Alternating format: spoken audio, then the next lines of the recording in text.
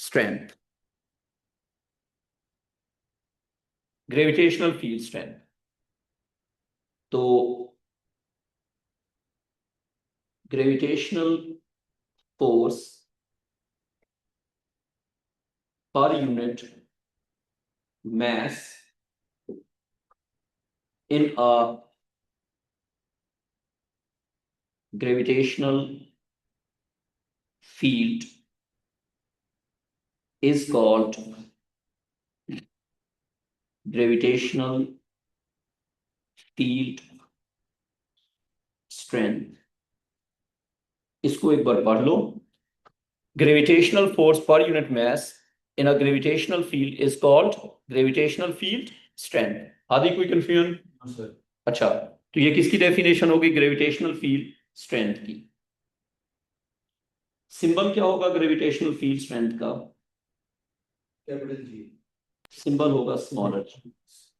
तुम सारे बच्चों को फेल करवाओगे। देखो, smaller G is equal to F over M. क्या फॉर्मूला है? Force per unit mass. इसमें एफ लिख लो ग्रेविटेशनल फोर्स और एम लिख दो मास। एम लिख दो मास। लिख दिया?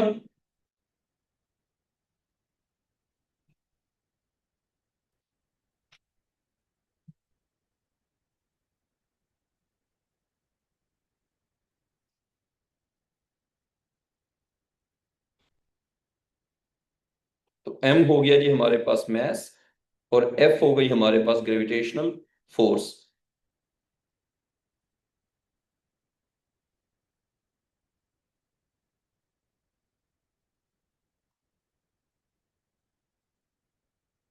हाँ बेटा, क्लियर? अच्छा, अब मुझे बताओ कि जी का यूनिट क्या होगा अकॉर्डिंग टू दिस इक्वेशन। लिखो unit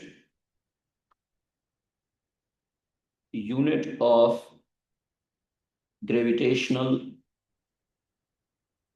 field strength, unit of gravitational field strength G will be dash। Equation को ऑब्जर्व करके बता दो। यूनिट विल बी न्यूटन ना बेटा, न्यूटन पर केजी। केजी ऐसा यूनिट होता है, के स्मॉलर होता है, ठीक है? न्यूटन पर केजी। कोई कंफ्यूजन? अच्छा, अब मैं आपको एक सवाल देता हूं जिसका आपने आंसर करना है। क्या चीज? हाँ, तो जी भी तो एक्सलेशन होता है। जी होता है ग्रेविटेशनल फील्ड स्ट्रेंथ एंड हमारी डेली लाइफ में एक्सलेशन ड्यू टू ग्रेविटी, तो एक ही बात है। अच्छा, अब थोड़ा सा और आगे चलते हैं। इससे रिलेटेड एक एग्जांपल लिखो जल्दी जल्दी। इससे रिलेटेड एक एग्जांपल लिखनी है जल्दी जल्दी। एग्जांपल ये है कि थोड़ा सा लेट हो गए हो, हादी के साथ आ जाओ। एक्चुअली हमारे कमरे का ना एसी खराब हुआ हुआ है, तो इसलिए हम यहाँ क्लास ले रहे हैं। अच्छा, आप देखो एग्जांपल ये लिखो कि लिखो 2 पॉइंट मैसेज हैं। हम कर रहे हैं ग्रेविटेशनल फील्ड या ग्रेविटेशन, ठीक है? और तुम नहीं थे तो मैंने कहा टेस्ट आज नहीं लेते, टेस्ट उस दिन लेंगे जब इब्राहिम होगा। 2 point message M1 and M2 are separated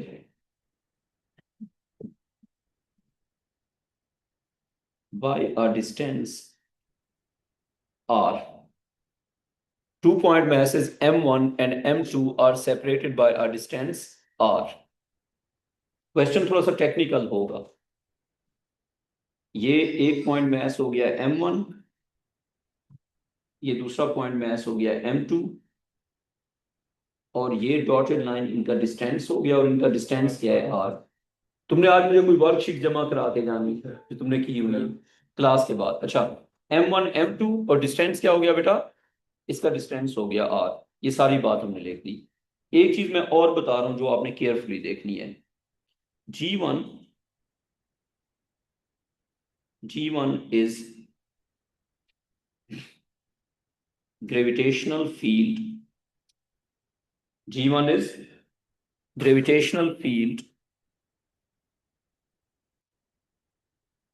G1 is gravitational field strength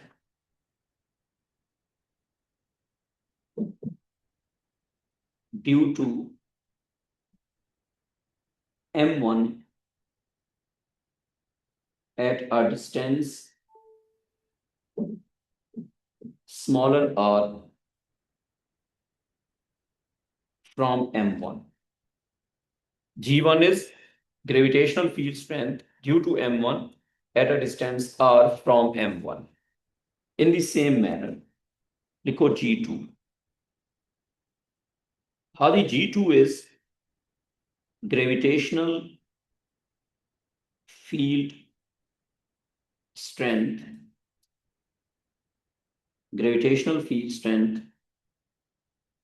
due to M2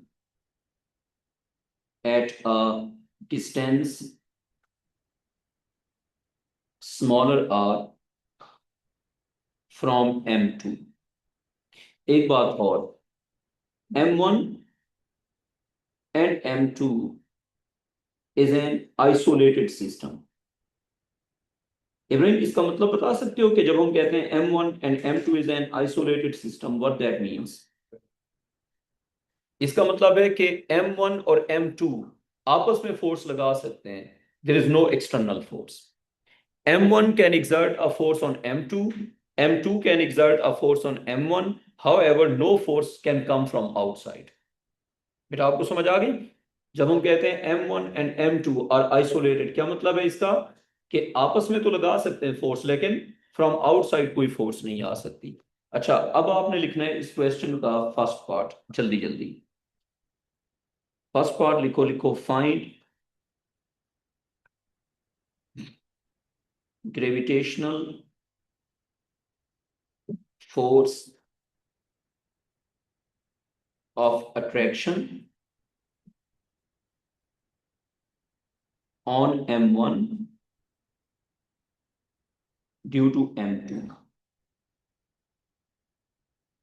Find gravitational force of attraction. Find का मतलब है फॉर्मूला लिखो और फिर on M2 due to M1. अच्छा, एक काम और भी करो. ड्राइंग पे जाओ. ड्राइंग पे जाके जो M1 पे फोर्स है उसको हम कह देते हैं F1. M1 पे जो फोर्स है उसको हम क्या कह देते हैं बेटा? F1.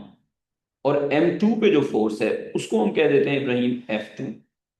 इब्राहिम एक बार देख लो, क्या ख्याल है? M1 पे जो फोर्स है उसको हम कह देते हैं F1. M2 पे जो फोर्स है उसको हम कह देते हैं F2. आइए समझिए बात. तो क्या पहले पूछा हुआ है? Force on M1 due to M2, उसको F1 कहा हुआ है या F2 कहा हुआ है? ऊपर ड्राइंग पे उसको क्या कहा हुआ है? F1 या F2? उसको कहा हुआ है F1. तो क्या आप बताएंगे कि F1 का फॉर्मूला क्या होगा? F1 is equal to capital G M1 M2 over R square. आधी आती है समझ? ये हमने किसका फॉर्मूला लिख दिया? ये हमने फॉर्मूला लिख दिया F1 का. अच्छा, अब आप मुझे ये बताएं कि M2 पे जो फोर्स लग रही है वो क्या है? वो है F2. तो F2 का क्या फॉर्मूला होगा? F2 equals to G M1 M2 over R square. आधी आ गई समझ? बेटा आपको आ गई समझ? तो दोनों पे फोर्स का ये फॉर्मूला होगा. अब मैं सेकंड पार्ट आपको दे रहा हूं जो आपने आंसर करना है. M1 is greater than M2. Compare F1 and F2. Relate your answer. Relate your answer to a law of Newton. Compare F1 and F2. Relate your answer to a law of Newton. हाँ जी, क्या ख्याल है Ibrahim? M1 बड़ा है, M2 छोटा है, ठीक है? तो वो कह रहे हैं कि आपका क्या ख्याल है, F1 बड़ी फोर्स होगी, F2 बड़ी फोर्स होगी? अमरीन आप बताएं जरा, आपको क्या लगता है अमरीन? अमरीन क्या ख्याल है बेटा? अमरीन मैं कह रहा हूँ F1 और F2 पे, हाँ क्या ख्याल है? मैंने कहा सर अगर M1 मास बड़ा है तो फोर्स भी ज्यादा ही होगी M1। बेटा आपका आंसर बिल्कुल गलत है। जितना फोर्स अर्थ हमारे ऊपर लगाती है उतनी फोर्स हम अर्थ पे वापस लगाते हैं। Gravitational force follows Newton's third law of motion. It is action reaction. Even if one mass is bigger and one mass is smaller, the force will be same. Force फिर भी सेम होगी। अच्छा एक और बात, ये सिर्फ ग्रेविटेशन पे अप्लाई नहीं होता, ये इलेक्ट्रिक फील्ड पे भी अप्लाई होता है। फील्ड्स के अंदर जो फोर्सेज होती हैं ये मैग्नेटिक फील्ड पे भी अप्लाई होता है। So if you have a small magnet and a big magnet, the forces will be same. ठीक है, तो मैग्नेट का साइज, मैग्नेट की स्ट्रेंथ कुछ भी मैटर नहीं करती। Magnetic forces, electric forces, gravitational forces always exist in pairs and those pairs are according to Newton's third law of motion. तो हम क्या कहेंगे, F1 and F2? इसका आंसर लिखो। आंसर क्या लिखा जाएगा कि F1 and F2 are equal and opposite। Amreen आ गई बात समझ? जी तो अगर हम अर्थ और सन की बात करते हैं, जितना फोर्स अर्थ सन पे लगाएगा उतना फोर्स सन अर्थ पे लगाएगी। तो मुझे ये बताओ कि ये फोर्सेस बैलेंस क्यों नहीं होंगी? ये मैं एक बार पहले समझा चुका हूं। बेटा ये सवाल है, जितना फोर्स अर्थ लगाएगा सन पे उतना फोर्स सन लगाएगी अर्थ पे, तो दोनों फोर्सेस आपस में बैलेंस नहीं हो जाएंगी? नहीं होगी। क्यों नहीं होगी? Because they are acting on two different objects.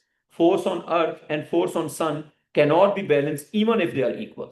ठीक है, तो they are equal and opposite. और कौन सा लॉ अप्लाई हो रहा है? They follow Newton's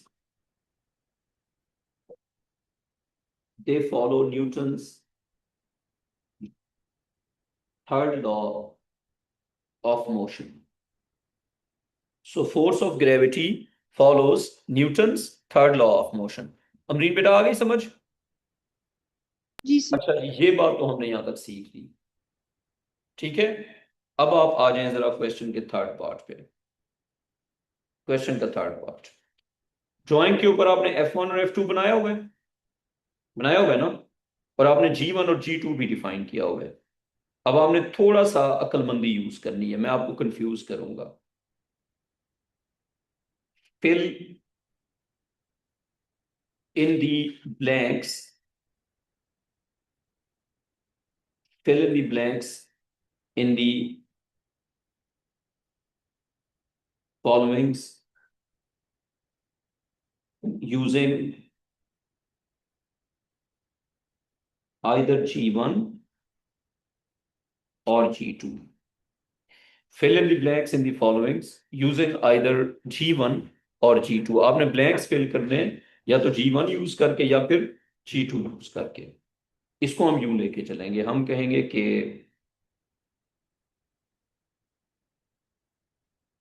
gravitational force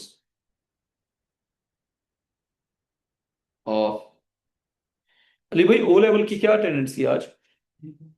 ठीक है, अच्छा ग्रेविटेशनल फोर्स ऑफ अट्रैक्शन पर unit mass on M1 will be F1 over M1 equals to blank। नीचे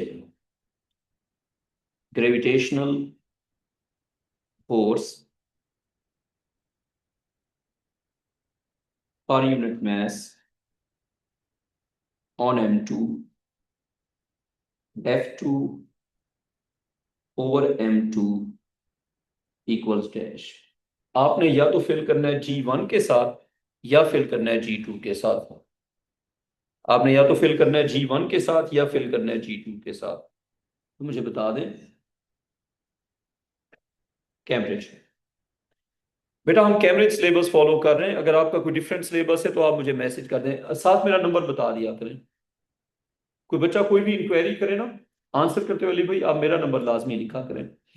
अच्छा देखो, F1 over M1, F2 over M2। एक बात बताओ, इब्राहिम का और मेरा होता है बॉक्सिंग मैच। इब्राहिम का होता है, फर्ज करें मैं खुद को निकाल लेता हूँ, मैं टीचर हूं ना। इब्राहिम का हादी के साथ होता है बॉक्सिंग मैच। अब मुझे बताएं, हादी की जो स्ट्रेंथ है वो हादी को देख के पता चलेगी या इब्राहिम को देख के? फर्ज करें हमने ये देखना है कि हादी कितना खूंखार है, कितना खतरनाक है, वो इब्राहिम को देख के पता चलेगा या हादी को देख के? इब्राहिम को देख के। तो force on Ibrahim is strength of Hadi, force on Hadi is the strength of Ibrahim. Same principle will be applied. Force per unit mass on M1 is field of M2. Force per unit mass on M2 is field of M1. तो कैसे apply होगा? F1 over M1 is G2, field of M2। आइए समझ, force per unit मास जो M1 पे होगा वो field किसका होगा? M2 का। और जो फोर्स पर यूनिट मास M2 पे होगा वो किसका फील्ड होगा? M1 का। कोई कंफ्यूजन? ठीक है, कॉपी कर लो, कॉपी कर लो बेटा। अच्छा ये हमने थर्ड पार्ट कर लिया ना। अब आप आ जाए फोर्थ पार्ट पे। बेटा फोर्थ पार्ट लिखो, show that G1 is GM1 over R square. ये आपने शो करना है। G1 किसका फील्ड है? M1 का। ये हमने क्या करना है अब? शो करना है। अच्छा अब मैं आपसे एक सवाल पूछता हूं, मुझे आप ये बताएं कि F1 की क्या इक्वेशन थी? आंसर में सबसे पहले आप F1 की इक्वेशन लिखें। F1 की इक्वेशन क्या थी? ऊपर से देखो, GM1 M2 over R square। yes और no? yes। G1 क्या होगा? F1 over M1 या F2 over M2? Ibrahim, field अगर 1 का फाइंड करें तो फोर्स 1 पे देखेंगे या 2 पे देखेंगे? फोर्स 2 पे देखेंगे, तो क्या बन जाएगी? F2 over M2। आदि आती है समझ? हादी अब मुझे बताओ कि F2 का भी क्या फार्मूला था? ये तो हमने F1 का लिखा है, F2 का भी यही फार्मूला था ना, GM1 M2 over R square. Ibrahim क्या ख्याल है, आ गई समझ? तो अब अगर वैल्यूज पुट करते हैं, F2 की जगह क्या पुट करेंगे? GM1 M2 over R square, और ये डिवाइड किससे हो जाएगा? Divided by M2। तो ये M2 और ये M2 क्या हो जाएंगे आपस में? कैंसिल। तो पीछे क्या रह जाएगा फिर? GM1 over R square. कोई कंफ्यूजन इसमें? बेटा आपको आ गई समझ? ये F2 ओवर M2 जैसे थी। ये इसलिए किया था कि ऊपर बता चुका हूं ना, force per unit mass on M2 is field strength of M1। बात सुनो, Ibrahim and Hadi, earth and sun, earth and Farooq, earth and Hadi. जो हादी पे फोर्स होगी वो अर्थ की फील्ड स्ट्रेंथ है, जो अर्थ पे फोर्स होगी हादी की वजह से वो हादी की फील्ड स्ट्रेंथ है। कोई भी दो ऑब्जेक्ट्स है ना, फर्ज करो 1 और 2 है, तो अमरीन आपको समझ आ गई कि जो फोर्स पर यूनिट मास M1 पे होगी वो फील्ड स्ट्रेंथ M2 की होगी। क्लियर ये बात? देखें, M1 पे फोर्स कौन लगा रहा है? M2। और M2 पे फोर्स कौन लगा रहा है? M1। तो अगर हम फोर्स पर यूनिट मास M1 पे लेंगे तो फील्ड स्ट्रेंथ M2 की होगी। इब्राहिम क्लियर? कंफ्यूजन तो नहीं है ना? चलें अब एक आखिरी, show that, show that G2 can be given as GM2 over R square। आपने क्या प्रूव करना है इब्राहिम? कि G2 को हम लिख सकते हैं GM2 over R square। इसका मेथड क्या होगा? हम लिखेंगे कि उसी तरह ना, हम यहां से स्टार्ट करेंगे। G2, अमरीन G2 क्या होगा? F2 over M2 या F1 over M1? जल्दी बताओ बेटा। F2 F1 over है। M2। नहीं नहीं बेटा, ऐसे ना करो। देखो, फील्ड स्ट्रेंथ हम 2 की देख रहे हैं। फील्ड अच्छा स्ट्रेंथ हम ठीक किसकी है, देख रहे F1 हैं? और F1। हाँ, फील्ड स्ट्रेंथ अगर 2 की देखेंगे तो फोर्स पर यूनिट मास 1 पे लेंगे हम। आदि आ गई समझ? फोर्स पर यूनिट मास और 1 इज स्ट्रेंथ ऑफ 2। तो इस हिसाब से देखें तो F1 की जगह पे क्या पुट कर देंगे? G F2 over M। M1 M2 over R square, और ये डिवाइड किससे हो जाएगा? ये डिवाइड हो जाएगा M1 से। तो ये वाला M1 और ये वाला M1 आपस में हो जाएंगे कैंसिल। तो पीछे क्या रह जाएगा? GM2 over R square. आदि क्लियर यहाँ तक? तो ये किसका फॉर्मूला आ गया? G2 का। बेटा आपको आ गई समझ? चलें, क्लियर यहाँ तक? अच्छा, अब जो बात हमने सीखी है वो ये है, नोट लिखो। लिखो कि for a point mass, for a point mass m, for a point mass m, gravitational field strength at a distance smaller r can be given as G is equal to Gm over r square। ठीक।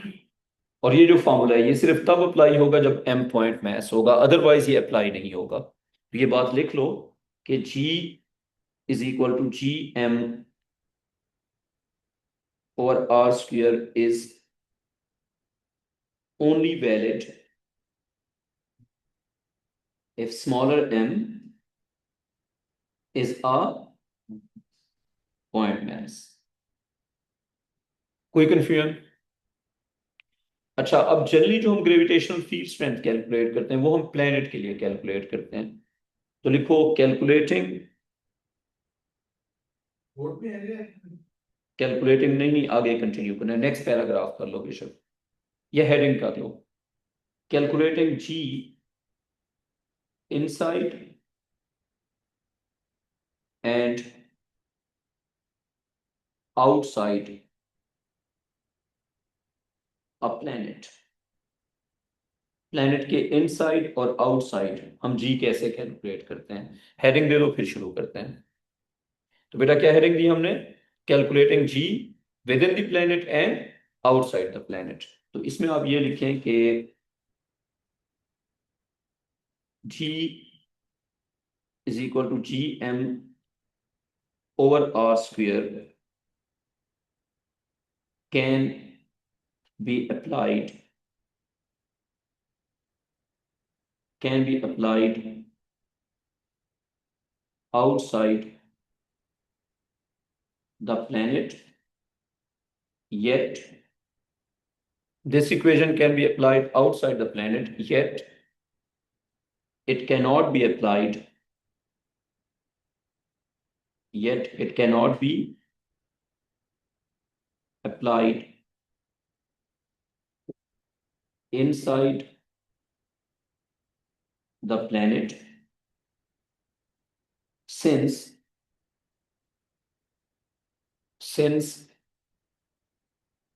a planet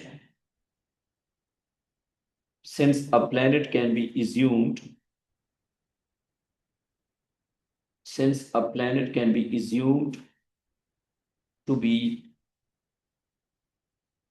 a point mass for outside only। मैंने वो fish tank वाली example दी थी। क्या example दी थी? Fish tank वाली।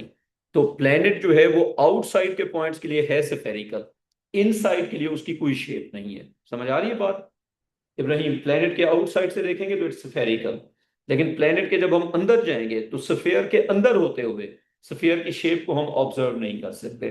तो planet के जब आउटसाइड होंगे तो इट्स अ पॉइंट मैस, जब इनसाइड होंगे तो it's not a point mass, फिर ये फॉर्मूला अप्लाई नहीं होगा। ये बात क्लियर? फिर हम इनसाइड के लिए क्या करेंगे? Equal to calculate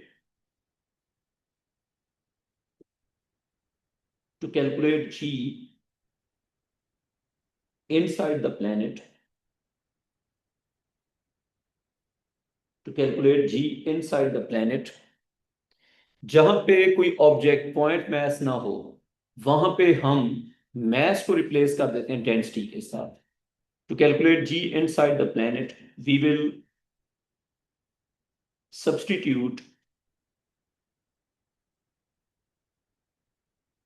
substitute m mass of the planet by m is equal to density into volume। बात को समझ लो।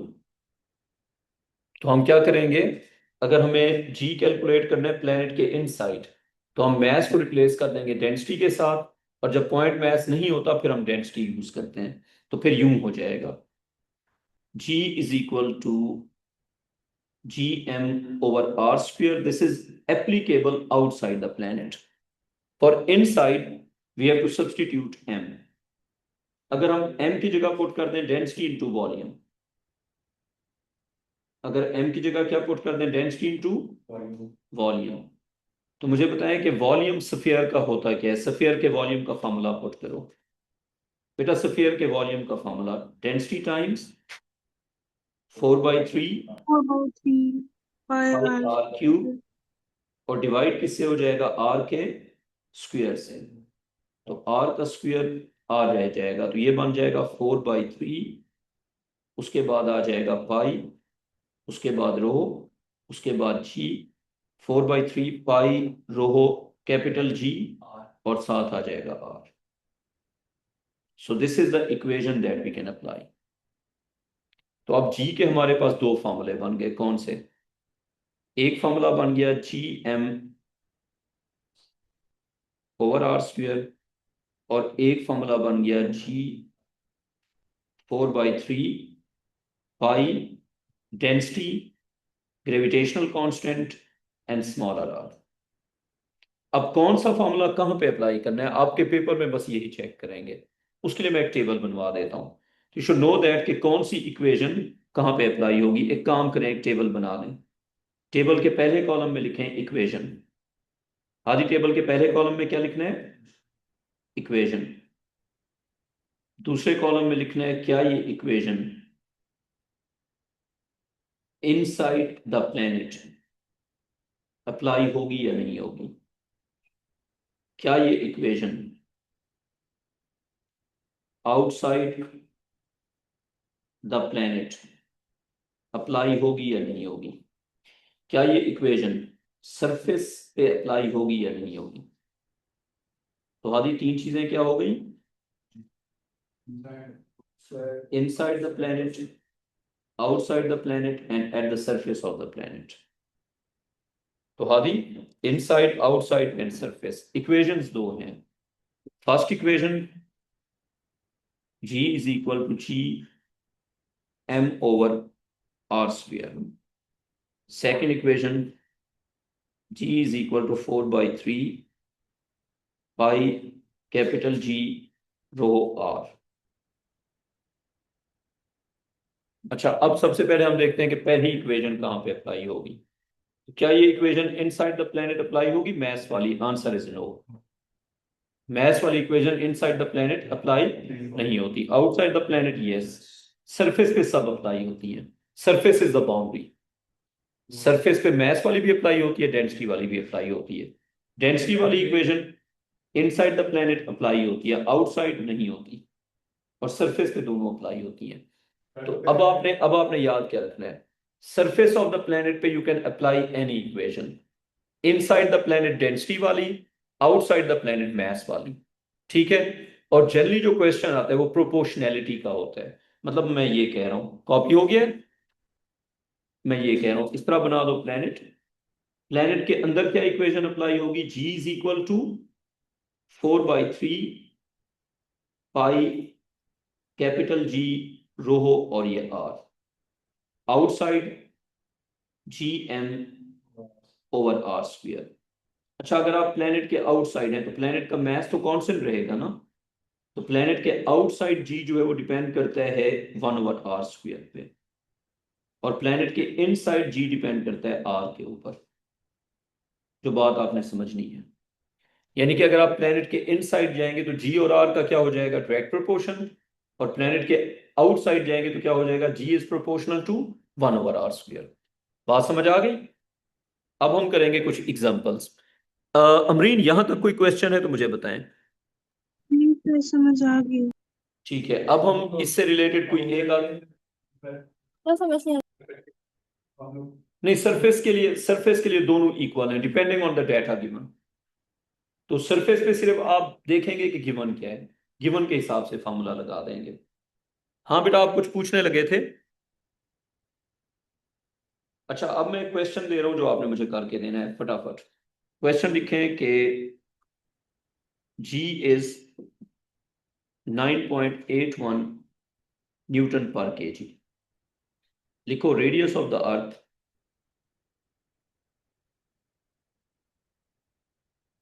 Radius of the earth is 6400 kilometre.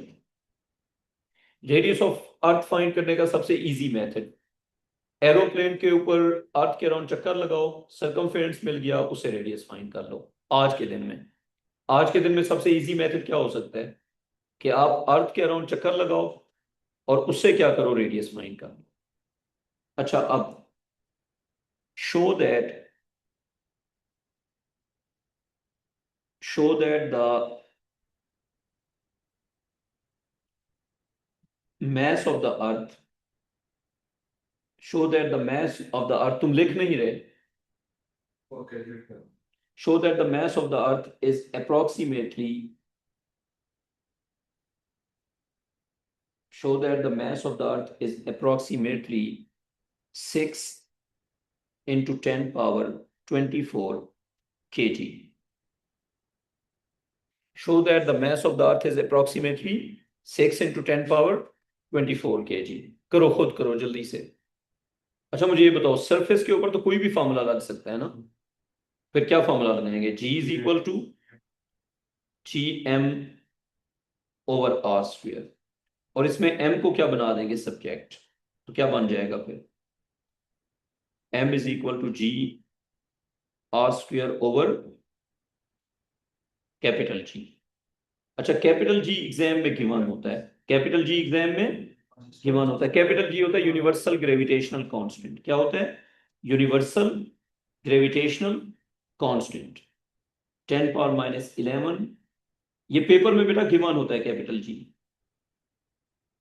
अच्छा, आप देखो, smaller G is given as 9.81, radius is given as 6400 10 power 3 का square. Why 10 power 3? Because kilometer to meter, you have to use SI units, divided by capital G. Capital G is 6.67 into 10 power minus 11. You need to calculate this. हो गया? बताओ क्या आ गया, वो जो value है ना वो अप्रोक्सीमेट है, कितना आ गया, 6.02 6.024 into 10 power into 10 power 24 into 10 power 24। हो गया प्रूफ? यहां से आगे कल इंशाल्लाह, और कल से हमारी क्लास 8 तक जाया करेगी, ठीक है? बेटा मैं आपको रिप्लाई करता हूँ, अमल मैं आपको थोड़ी देर में रिप्लाई करता हूँ, बस मुझे आप ना थोड़ा सा टाइम दे दें, मैं आपको पूरा गाइड कर दूंगा, आप टेंशन ना लें, ठीक है? मैं कल टेस्ट नहीं है ना? टेस्ट या तो होगा ट्यूसडे को या वेडनेसडे को, अब सरप्राइज एलिमेंट होगा, क्योंकि फिजिकल वाले जो बच्चे हैं वो मैंने सारे पकड़ने हैं। ओके बच्चों, टेक केयर। तुम अल्लाह हाफिज़। ज्यादा एक्सपेक्ट कल का कर सकते हो, ठीक है। लेकिन अगर कल कोई बच्चा ना आया तो फिर परसों लूंगा, तो फिर थर्सडे को लूंगा। मैं टेस्ट उस दिन लूंगा जब तुम तीनों तो लाजमी होगी।